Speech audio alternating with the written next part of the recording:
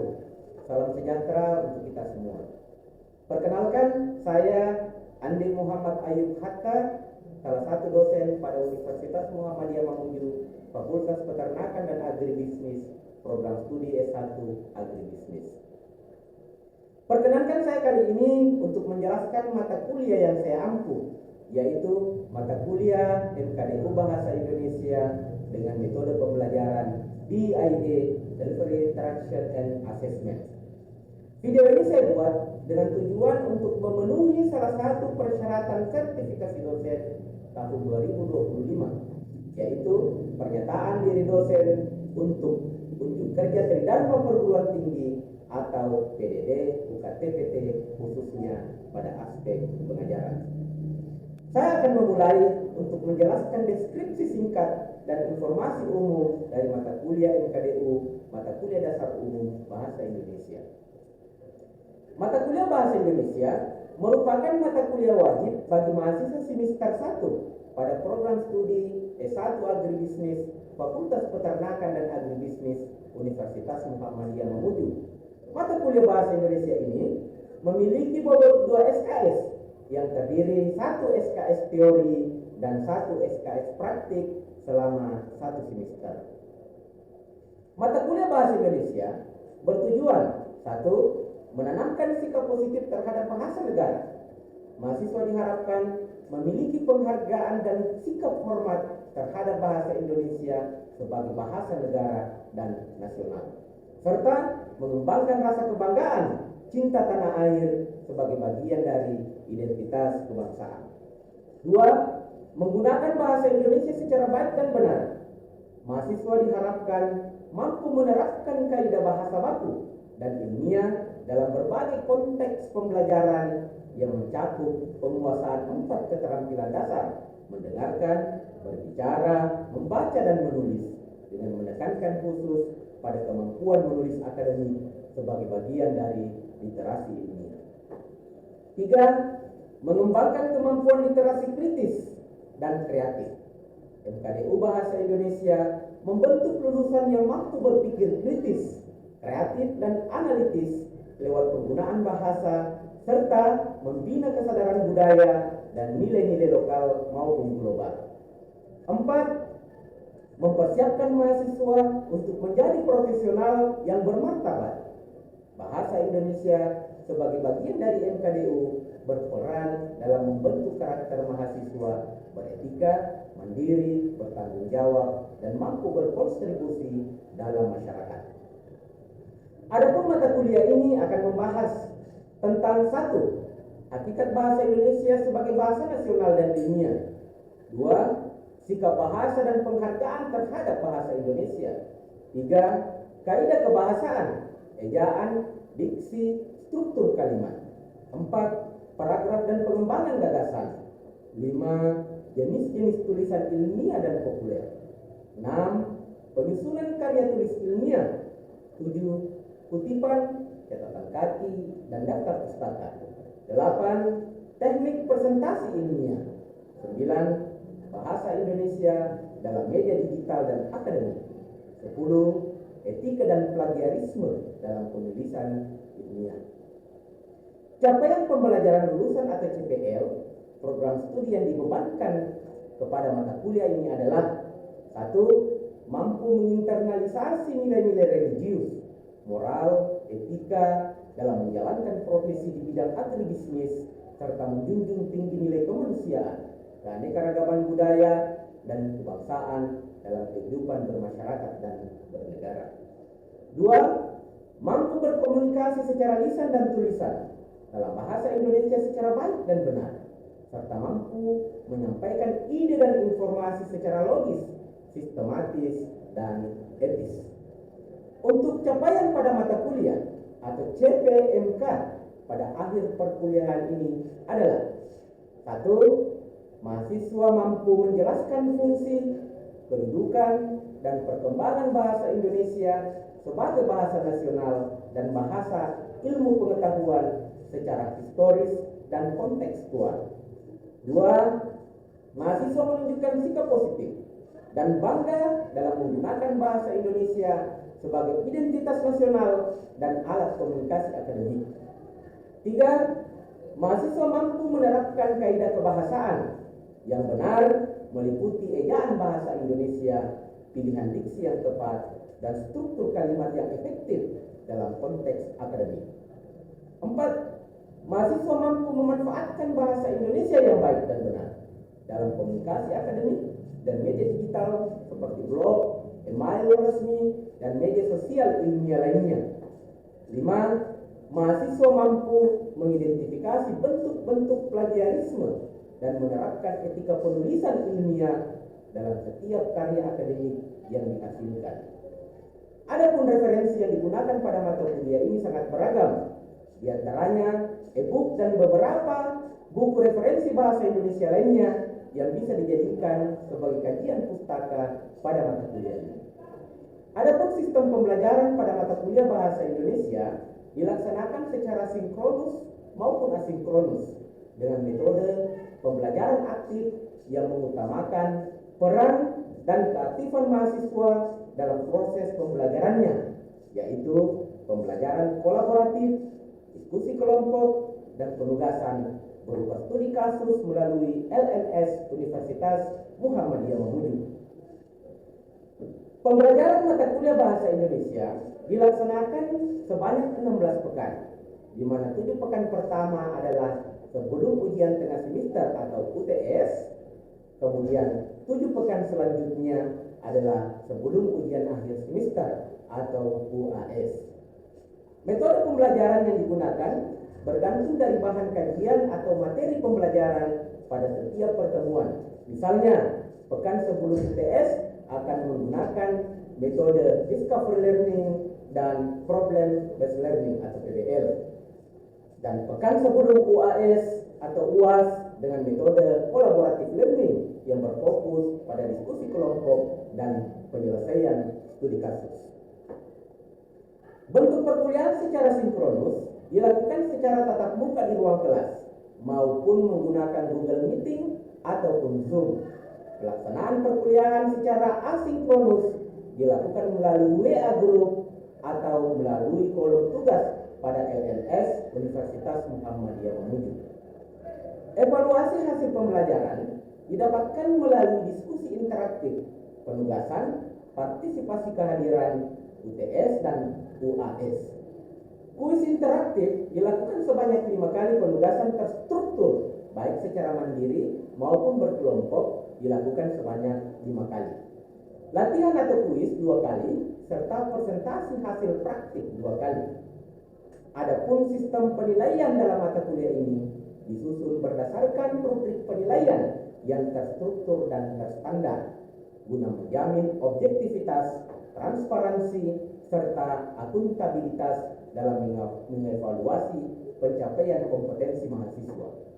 Rubrik ini mencakup indikator-indikator penilaian yang jelas untuk setiap aspek, baik kognitif, afektif, maupun psikomotorik, sesuai dengan capaian pembelajaran yang telah ditetapkan. Adapun pembobotan hasil evaluasi yang akan dinilai pada akhir semester adalah sebagai berikut. Tugas 15%, diskusi interaktif 20%, partisipasi atau kehadiran 15%, ujian tengah semester 20%, ujian akhir semester 30% dengan total bobot 100%. Demikian informasi singkat deskripsi mata kuliah dasar umum bahasa Indonesia untuk mahasiswa yang saya ampu pada program studi Agribisnis Fakultas Peternakan dan Agribisnis Universitas Muhammadiyah Mamuju. Untuk selanjutnya merupakan cuplikan proses pengajaran yang saya lakukan secara sinkronus tatap muka di ruang kelas.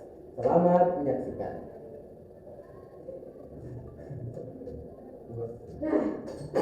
Bismillahirrahmanirrahim. Assalamualaikum warahmatullahi wabarakatuh.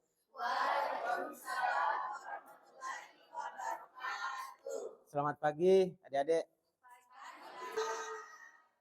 Baik, di pagi hari ini kita akan kuliah dengan mata kuliah Pendidikan Bahasa Indonesia, salah satu persyaratan mata kuliah dasar umum untuk prodi agribisnis. Karena pertemuan pertama pada hari ini, adik-adik sekalian, ada beberapa hal yang kemudian saya ingin jelaskan. Yang pertama tentang tujuan mata kuliah. Jadi tujuan mata kuliah Bahasa Indonesia ini adalah yang satu, mahasiswa memahami latar belakang historis lahirnya bahasa Indonesia. Yang kedua, mahasiswa mampu menjelaskan kedudukan dan fungsi bahasa Indonesia dalam berbagai konteks. Yang ketiga, mahasiswa dapat menganalisis masalah kebahasaan berdasarkan studi kasus. Dan yang terakhir, mahasiswa menemukan nilai-nilai nasionalisme melalui peran bahasa Indonesia. Adapun sumber referensi, adik-adik sekalian, diperhatikan di atas ini, ada 2 buku referensi wajib. Ya. Pendidikan Bahasa Indonesia oleh karangan Wulandari dan Bahasa Indonesia untuk Perguruan Tinggi karangan Reistanti. Ya. Yang pertama ini Wulandari dan kawan-kawan, salah satu penulis di situ termasuk Bapak. Di buku yang pertama. Sedangkan buku yang kedua ini dijadikan referensi wajib juga dengan pengarang Reistanti, Agustina Putri. Untuk buku-buku penunjang, saya persilakan adik-adik untuk tetap mencari referensi-referensi yang lain, baik melalui e-book maupun buku-buku penunjang yang ada di toko-toko buku terdekat. Baik adik-adik sekalian, untuk lebih jelasnya, saya akan membahas satu persatu, mulai dari sejarah bahasa Indonesia. Bahasa Indonesia itu berasal dari mana? Bagus. Bahasa Melayu.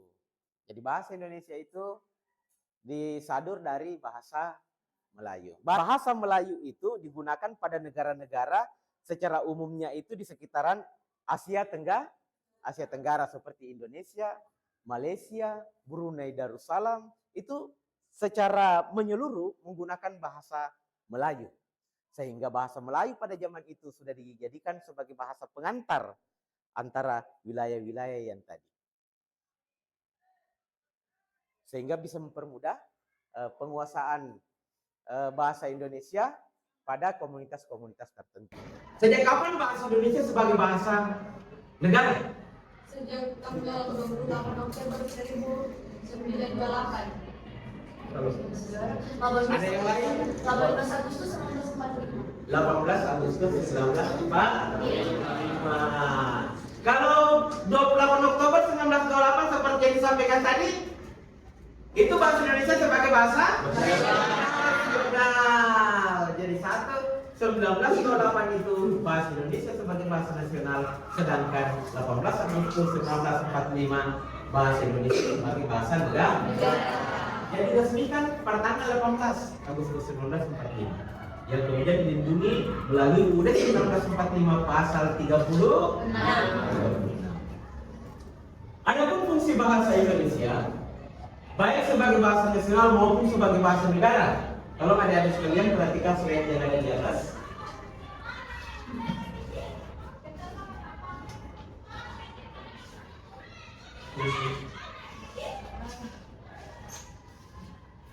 Fungsi bahasa Indonesia sebagai bahasa nasional yang pertama sebagai lambang identitas nasional, yang kedua sebagai alat pemersatu bangsa, dan yang ketiga sebagai sarana antar budaya.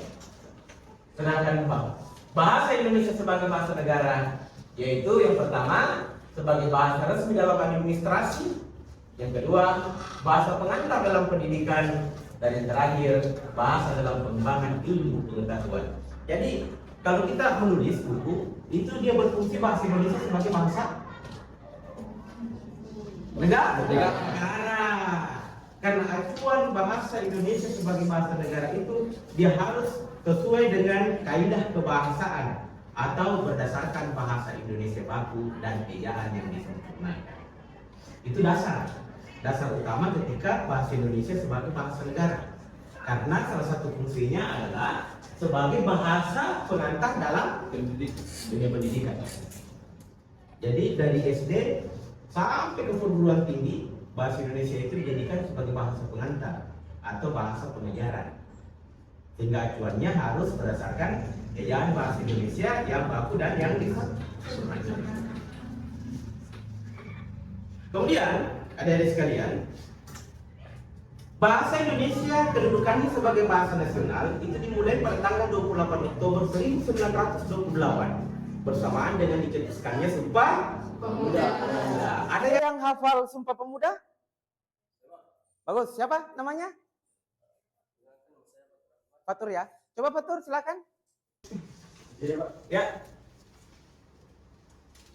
Sumpah Pemuda. Kami putra dan putri Indonesia mengaku bertumpah darah yang satu, tanah air Indonesia. Kami putra dan putri Indonesia mengaku berbangsa yang satu, bangsa Indonesia. Kami putra dan putri Indonesia menjunjung bahasa persatuan, bahasa Indonesia. Ya, kasih. Bagus ya Fatur ya. Jadi adik-adik sekalian, pada bunyi yang ketiga itu jelas sekali menyatakan bahwa bahasa persatuan adalah bahasa Indonesia.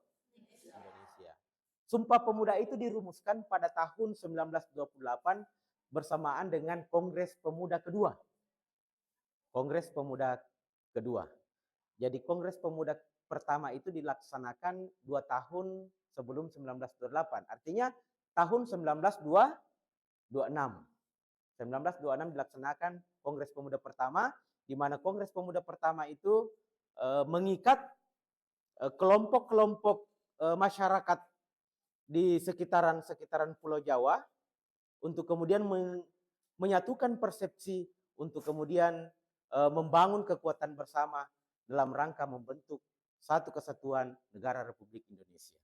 Kemudian ditindaklanjuti melalui Kongres Pemuda kedua tahun 1928, maka dicetuskannya lah Sumpah Pemuda sebagai bagian daripada keputusan dari Kongres Pemuda kedua pada tahun itu.